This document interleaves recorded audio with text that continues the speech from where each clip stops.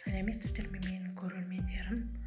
Бүгін мен духовкада табанша нан пісіретін боламын. Және осы қамырдан пирожки пісіремін. Менімен бірге болыңыздар. Видеоны соңына дейін көріңіздер. Міне осындай керемет, жұмсақ табанша нан пісіріп алдым. Нанымды ашытып алдым. Тұз, су, ұн және дрожь қостым. Мінекей өстіп қамырымды ашытып. Ашыды қамырым, мінекей көріп отырсыздар. Әдемі болып көтерілді. Енді осы қамырдан өзіме керегін алып,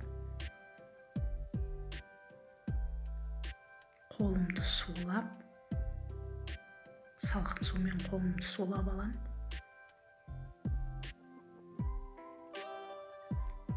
Өзіме керегін табаншаға салып, мінекей осындай домалақ табанша алдым.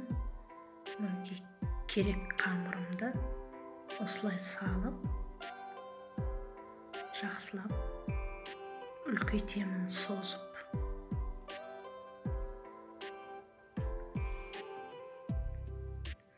Осылай үлкейтіп алдым. Енді бетін жауып, 20-25 минутқа бетін жауып қоям, қамырым көтерілсін.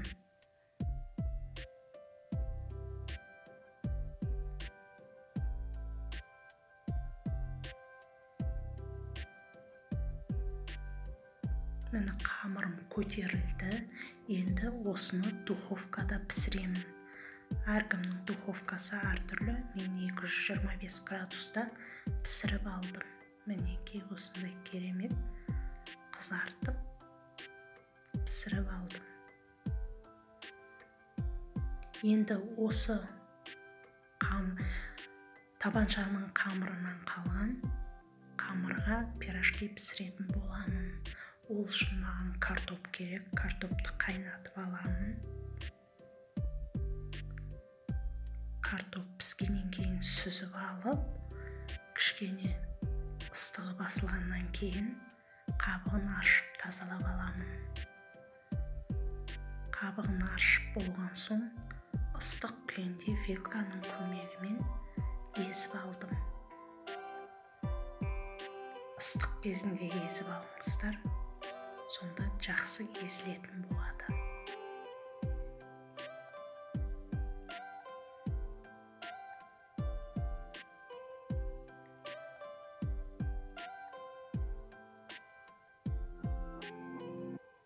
Езіп алған картопыма ұсақтап туралған пиязымды мен екіге бөлдім. Картопымды жартысына пияз қостым.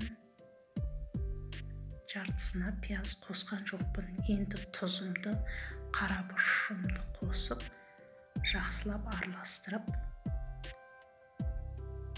пирожкидің ортасына салатын салмасын дайындап алдым.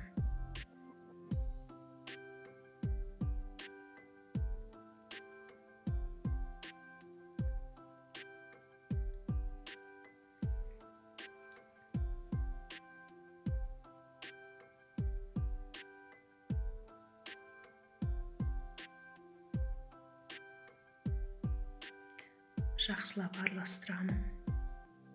Тұзы еру керек.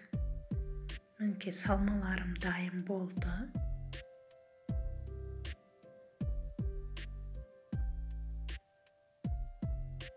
Енді пирожки жасау үшін столдың үстін дайындаймын. Ол үшін мен столдың үстін майлаймын. Қолымды майлап, пирожкидің қамырын дайындаймын. Осы видеодағыдай көріп отырсыздар, осылай жасаңыздар.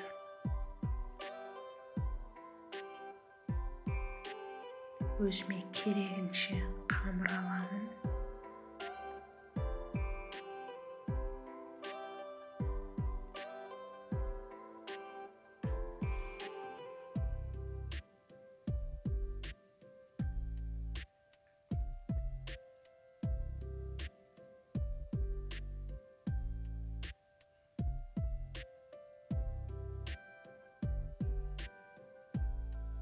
Енді осы қамырдың ортасын кішкене ашып, ортасына салмамды салып,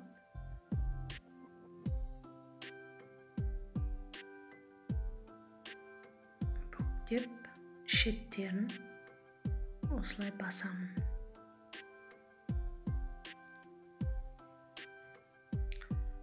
Және үстінен жалпақтаймын.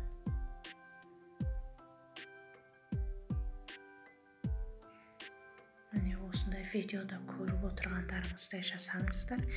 Енді қызып тұрған майыма осы дайындап алған пирожкиларымды салып қуырамын.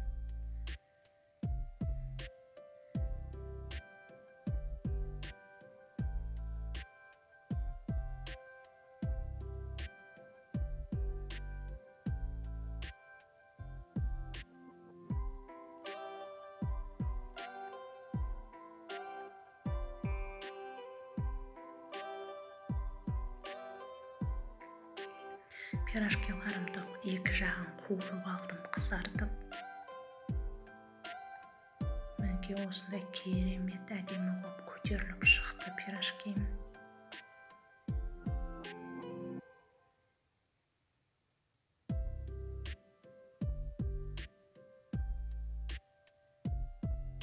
Мінекей жұп-жұмсақ. Мінекей барлық пирожкиларымды пісіріп алдым. Және табанша нанымды да пісіріп алдым. Егер де менің видеом ұнаса, маған подписаться етіп, комментарий жазып, лайк қоюды ұмытпаңыздар. Келесі кездескенше сау болыңыздар.